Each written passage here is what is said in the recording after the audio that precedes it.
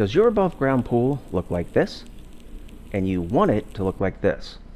Or maybe your pool looks like this. You want it to be this. Or maybe this. Or this.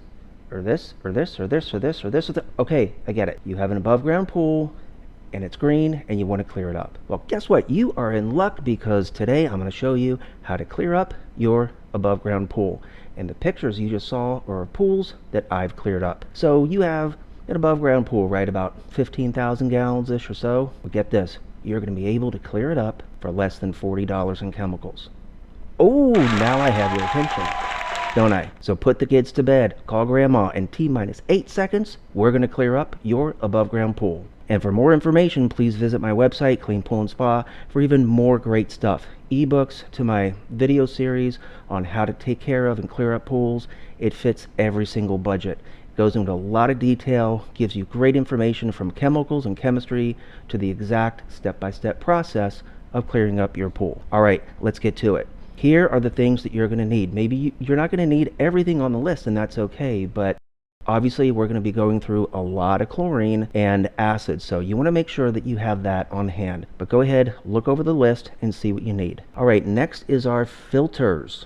All right, our filtration system. We're going to talk about DE cartridge and sand filters. Now, a DE filter, okay, which is right here. We want to make sure that we take it apart, we inspect it for holes, rips, tears. We want to spray it off, replace anything that needs to be replaced, button it back up, and recharge with fresh DE. Now, for a cartridge filter, if yours is about 2 years old, simply just throw it away and get a new one. If it's less than 2 years old, give it a good spray out and put it back together. And if you have a sand filter, we want to make sure that we not only have good sand, but we need to make sure that we have the right amount of sand. That's called a freeboard. So take the top off the sand filter, make sure that you have enough sand in your sand filter to do the job. Okay, next we're going to talk about chemistry, our chemical readings. Two things that we need to know is that the chemicals balance the water.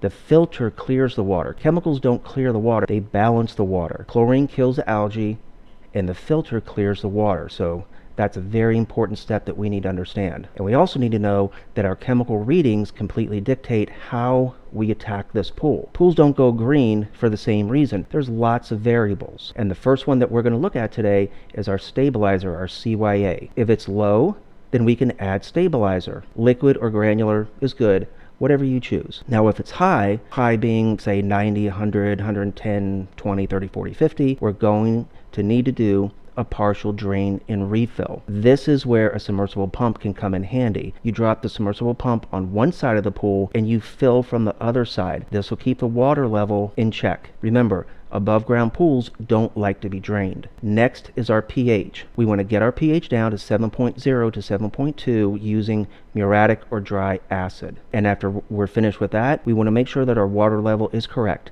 That's 1/2 up from the bottom of the skimmer. Next is to sweep and remove everything we can using a good nylon brush and a wide mouth leaf rake. We want to sweep and sweep and sweep every square inch. We want to sweep all that algae and bacteria and all the yuckies into the water so it can get filtered and backwashed out. And then using our wide mouth leaf rake, remove as much debris as we can. Next is the shock process. Now, shocking is a process.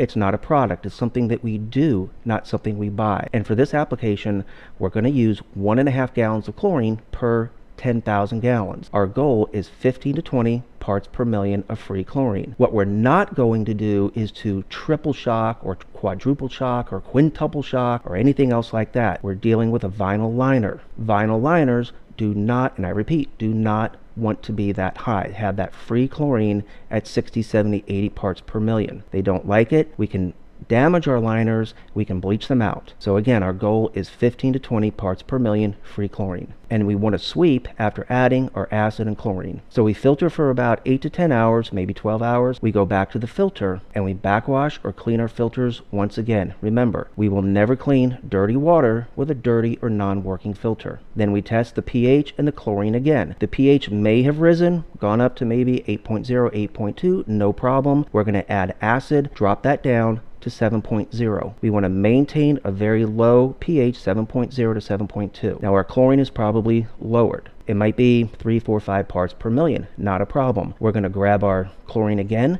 We're going to add chlorine to our pool and sweep, bring that level back up to 15 to 20 parts per million. As I said, shocking is a process. We let that filter for about 8, 9, 10 hours, 12 hours, and we're going to repeat the process once again. We go back to the filter. We're going to backwash or clean our filters. We test our pH, add acid if we need to, jam it back down, 7.0 to 7.2. Our chlorine is a little lower, so we're going to add chlorine once again, bring it back up to 15 to 20 parts per million. And remember to sweep after each application. We're going to filter yet again for another 8, 9, 10 hours, 12 hours. We're going to repeat the process. We just do this over and over and over again. We filter, we check our filters, we clean them, we backwash them, we go back, we test our water, we test our pH and our chlorine, we jam the pH down again, we jam up the chlorine to 15 20 parts per million, and then we filter again. We keep doing this. We keep doing the loop until our pool clears up. And that's it.